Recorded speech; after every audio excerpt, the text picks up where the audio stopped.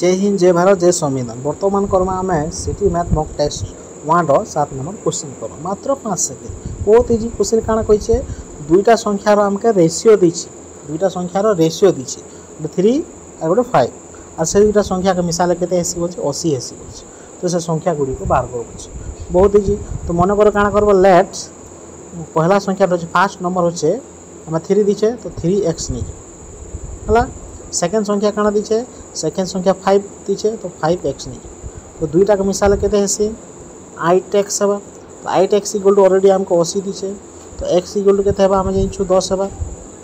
x equal to हमर 10 बाहर हमको संख्या बाहर करा बोलछे तो गोटे 3x नहीं थनु तो 8x इक्वल टू 10 हिचे तो 300 गुण न गला 30 हेबा।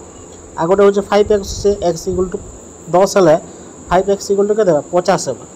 तो से संख्या हैला गोटे हला 30 और गोटे 50। तो ऑप्शन नंबर क्या ऑप्शन नंबर ए हला राइट आंसर जेंटा होचे 30 और 50। ओके।